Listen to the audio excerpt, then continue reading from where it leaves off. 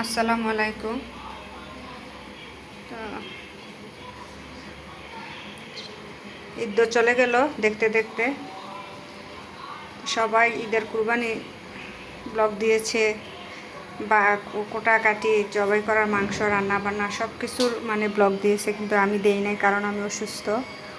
আর নিজে একটু ব্যক্তিগত অসুস্থ, মন মানসিকতা ভালো ছিল না।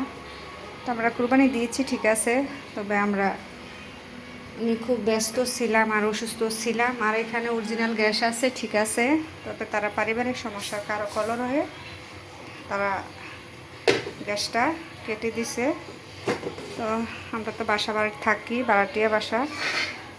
আগের বাসা ছিল না গ্যাস, ওই বাসায় সব কিছুই ঠিক ছিল। এই যে এই পাশে এই একটা বিল্ডিংয়ের সাথে অন্ধকার দেখা যায় না, তো ওই বিল্ডিংটা অনেক সুন্দর ছিল আর এটার মধ্যে গ্যাস ছিল, তো কোনো সমস্যা হয় নাই। কিছুদিন আগে, ঈদের 15-16 দিন আগে তারা পারিবারিক কলরহে ভাইয়ে ভাইয়ে রাগ করে গ্যাসটা কেটে দিছে। যার বাড়ি তার এক ভাইয়েরটা আরেক ভাইয়ে।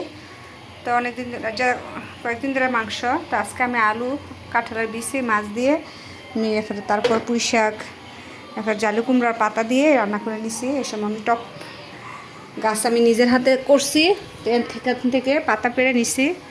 আর এখানে ভাত রান্না করছি, তখন আমি এলপি গ্যাসে রান্না করি। আর এই যে ঈদের পর তরকারি, এই যে আজকে সোমবার,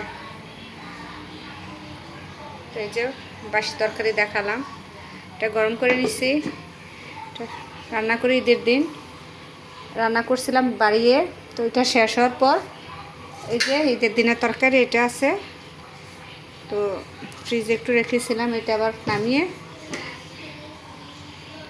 গরম করলাম এখন খাওয়ার জন্য। ছেলেমেয়েরা তো খাবে না, তারপর এখানে পায়ে নিয়ে হারিয়ে রান্না করে নিছি।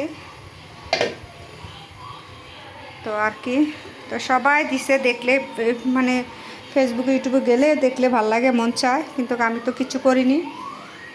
এতে ভাবতেছি যে আমি তো কোনো কিছু দেই নাই। আজকে বাসি রান্নার তরকারিটা দেখালাম। সবার কেমন কাটছে কুরবানির? আর যে গরম পড়ছে কি বললাম, গরমের জন্য কোনো কিছুই ভালো লাগে না। আর আমি ব্যক্তিগত খুব অসুস্থ, সময় এক সময় বুঝবেন কেন অসুস্থ। তো আমার পাশে থাকবেন, আমাকে সাপোর্ট করবেন। আমার খুব স্বপ্ন, কিন্তু আমি স্বপ্ন পূরণ করতে পারতেছি না। একটার পর একটা সমস্যা আসে, চ্যানেলের সমস্যা হয়, অনেক ঝামেলার মধ্যে পার করতে হয়। একের পর এক ইউটিউব চ্যানেল খুললো